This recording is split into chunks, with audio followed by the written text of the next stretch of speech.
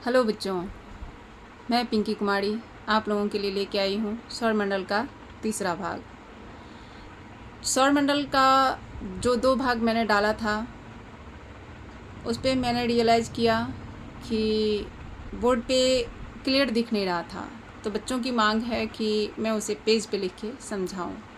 इसलिए आज मैंने पेज पे ही लिख करके आप लोगों के लिए सौरमंडल का जानकारी लाई हूँ। तो सबसे पहले हम सूर्य की बात कर लेते हैं, क्योंकि सौरमंडल में सबसे मुखिया सौर परिवार का सब मुखिया सूर्य होता है और सूर्य के चारों ओर उसके 8 ग्रह चक्कर काटते हैं। तो सबसे पहले हम सूर्य की जानकारी ले लेते हैं कि सूर्य आखिर क्या है और वो भी चक्कर किसका लगाता है और उसके कौन कौन से चक्कर लगाते हैं। ये सूर्य जो है आकाश गंगा के केंद्र का चक्कर लगाता है। जैसे ये आकाश गंगा हुआ तो इसके बीच में जो ये केंद्र है सूर्य क्या करता है, उसका चक्कर लगाता है और उसे एक चक्कर लगाने में, एक चक्कर पूरा करने में, इस केंद्र का एक चक्कर पूरा करने में उसे कितना समय लग जाता है? 25 करोड़ वर्ष लग जाता है। साथ ही सूर्य अपनी धुरी पर भी घूमता है, यानी अपनी धुरी पर एक होता है ना कि बीच में कोई चीज़ है और चारों तरफ से उसका चक्कर लगाना, तो ये हो गया परिक्रमण। और एक हुआ कि अपने ही धुरी पर ऐसे घूम जाना, वो हो गया परिभ्रमण। तो सूर्य केंद्र का परिक्रमण करते हुए अपने धुरी पे भी घूम जाता है और इस अवधि में लगा समय 25 पृथ्वी दिवस कहलाता है। इसकी अवधि कितनी है? 25 पृथ्वी दिवस है। अब सूर्य क्या क्या चीज़ से मिलके बना है इसके बारे में बताते हैं।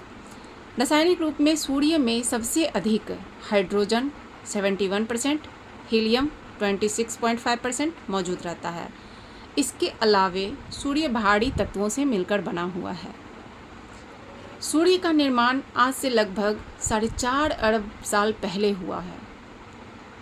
लगभग कह सकते हैं, एक्यूरेट इसको बता नहीं सकते, इसीलिए सूर्य का निर्माण आज से लगभग 4.5 अरब साल पहले हुआ है। एक बात जानते हैं कि सूर्य का जिस दिन अंत हुआ उस दिन पूरे सौर परिवार का अंत हो जाएगा, क्योंकि सूर्य ही है जो अपने सारे ग्रहों को एक आकर्षण में बांध के रखा है, जिसे गुरुत्वाकर्षण कहते हैं। तो जिस दिन ये मुखिया सूर्य खत्म हुआ या ये नष्ट हुआ, उस दिन ये सारा इसका परिवार भी नष्ट हो जाएगा, क्योंकि सब किसी न किसी का चक्कर लगा रहा है। जैसे कि मैंने आपको बता दिया, 8 ग्रह सूर्य का चक्कर लगाता है। सूर्य किसका चक्कर लगा रहा है? आकाश गंगा के केंद्र का। तो यहाँ सब किसी न किसी का चक्कर लगा रहा है, और जो चक्कर नहीं लगा रहा है उसे समझ जाइए कि वो मरा हुआ है, यानी वो कुछ है ही नहीं। और जिस दिन कोई भी चक्कर लगाना बंद करता है उस दिन समझ जाइए कि वो उस दिन खत्म हो गया।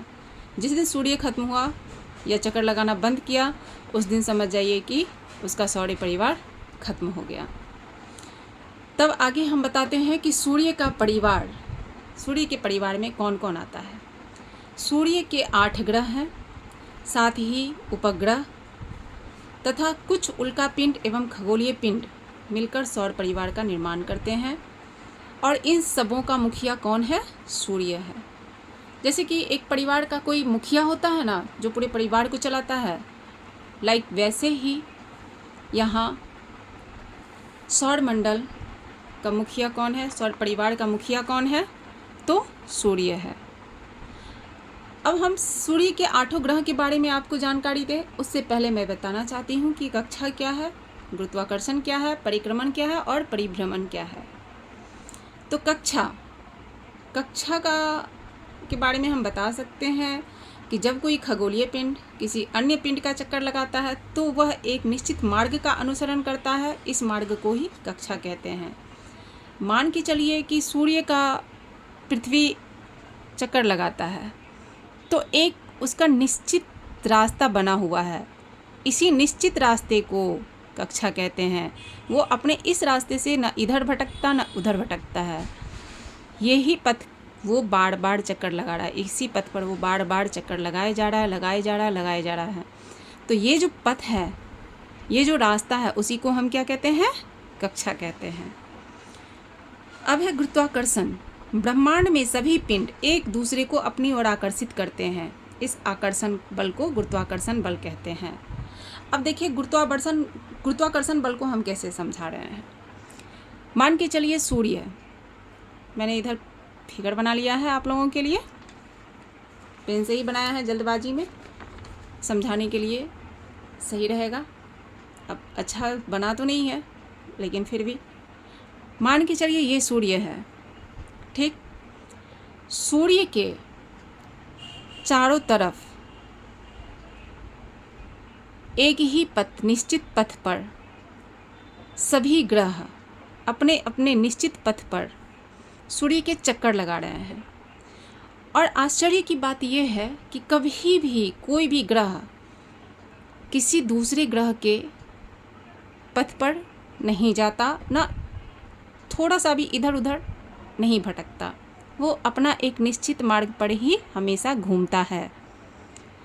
ये सब जानते हैं क्यों होता है संभव? वही गुरुत्वाकर्षण बल के कारण, जो सूर्य बांधे रखा है इन सारे ग्रहों को, जो इधर उधर नहीं भटकता, इसे ही गुरुत्वाकर्षण बल कहते हैं। अब आगे समझिए परिभ्रमण क्या है। जब कोई खगोलीय पिंड अपने अक्ष पर चारों ओर घूमता है तो उसे परिभ्रमण कहते हैं। जैसे कि सूर्य के बारे में मैंने आपसे कहा कि वो आकाश गंगा के केंद्र का चक्कर लगाता है, तो सूर्य क्या करता है? अपने अक्ष पर भी घूम जाता है, अपने धुरी पर भी घूम जाता है। तो जो अपने धुरी पे घूम गया वो क्या हो गया? परिभ्रमण। और परिक्रमण, जब कोई पिंड किसी पिंड का चक्कर लगाता है तो उसे परिक्रमण कहते हैं। मान के चलिए कि जैसे हम लोग मंदिर जाते हैं, किसी देवी देवता के मूर्ति का हम लोग चारों तरफ परिक्रमा करते हैं, तो ऐसे ही अगर बीच में कोई चीज़ है और उसके चारों तरफ घूम रहे हैं तो उसे ही हम परिक्रमण कहेंगे।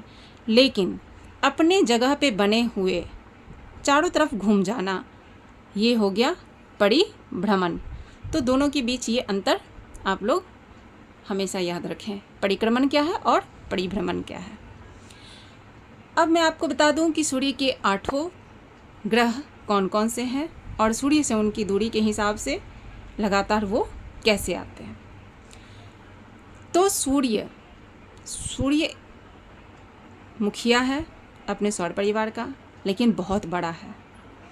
बहुत बड़ा कहने का मतलब, अगर मैं यहाँ से यहाँ तक 100 मान लूँ तो 99 सिर्फ सूर्य कहलाएगा। सूर्य हो जाएगा यहाँ से यहाँ तक ही सिर्फ 99, बाकी के बचे 1% यहाँ से यहाँ होंगे। सूर्य इतना बड़ा है।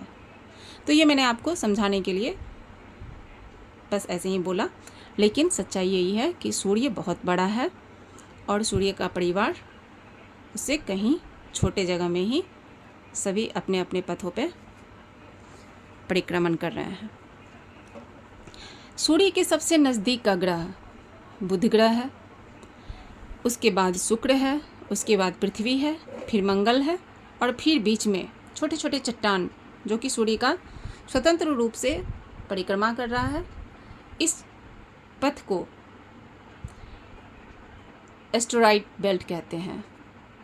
और इसके बाद बृहस्पति ग्रह है, शनि ग्रह है, फिर अरुण है, फिर वरुण है, और सबसे आखिरी ग्रह वरुण है। वरुण के बाद जो एक बेल्ट आता है, कुपर बेल्ट कहा जाता है, क्यूपर बेल्ट उसे कहते हैं, और उसके बाद सूर्य की रोशनी नहीं पहुंचती, जिसकी वजह से आगे का जो भी चीज़ है वो अंधकार में है, वो दिखाई नहीं देता, विजिबल नहीं है।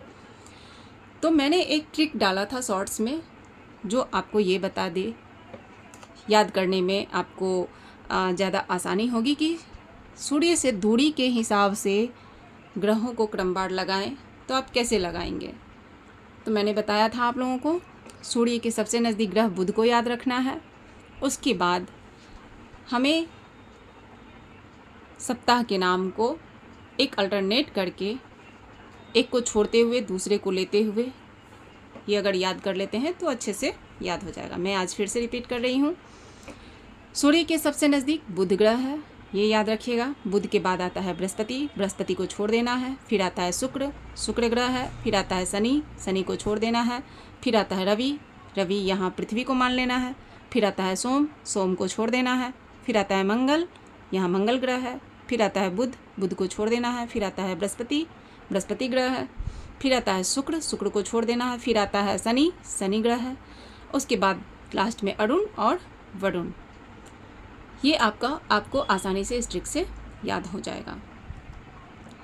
अब एक चीज़ और मैं बता दूं कि ये जो एस्टेरॉइड बेल्ट है ना, ये सूर्य के ग्रहों को 2 भागों में बांटता है।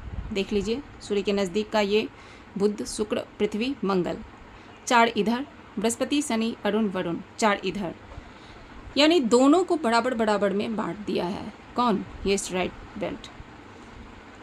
इस कारण इसे आंतरिक ग्रह कहते हैं, जो सूर्य के नज़दीक है और एस्टेरॉइड के बेल्ट के अंदर है, उसे हम आंतरिक ग्रह कहते हैं। किसी किसी आंतरिक ग्रह कहते हैं, बुध, शुक्र, पृथ्वी और मंगल को आंतरिक ग्रह कहते हैं। और एस्टेरॉइड बेल्ट के बाहर, उसके बाद और सूर्य के दूरी जो सबसे ज़्यादा दूर है, उसे हम बाह्य ग्रह कहते हैं। बाह्य ग्रह में कौन कौन आता है? बृहस्पति, शनि, अरुण, वरुण। इन सभी में छल्ले लगे हुए हैं। इन चारों ग्रह में देख रहे हैं एक छल्ला सा बना हुआ है, इसका एक छल्ला सा बना हुआ है। ये चारों बाह्य ग्रह कहलाते हैं। यानी एस्टेरॉइड बेल्ट के अंदर जो है वो आंतरिक ग्रह हो गए और एस्टेरॉइड बेल्ट के बाहर जो है वो बाह्य ग्रह हो गए। और वरुण के बाद जो ये एक पतली सी पट्टी है जिसमें बहुत सारी चट्टानें हैं, उसे हम क्यूपर बेल्ट कहते हैं। और इसके बाद का विजिबल नहीं है, हम लोग नहीं देख सकते। बस आज के लिए इतना ही। अब आगे मैं आपको सारे ग्रहों की जानकारी आगे की वीडियो में दूंगी कि कौन सा ग्रह कितने दिनों में सूर्य का चक्कर लगाता है अपने अक्ष पे, कितने दिनों में, कितने समय में, कितना वक्त लेता है अपने अक्ष पे घूमने में, और कितने किलोमीटर के प्रति चाल के हिसाब से वो चलता है या फिर अपने अक्ष पे दौड़ता है। ये मैं आपको अगले वीडियो में बताऊंगी। और हाँ, आंतरिक ग्रह और बाह्य ग्रह दोनों के बीच का भी अंतर बताऊंगी। वो मेरा आखिरी वीडियो होगा सौरमंडल को लेके। इसके बाद अब सौरमंडल खत्म, फिर मैं दूसरा चैप्टर या दूसरा टॉपिक लेके आऊँगी।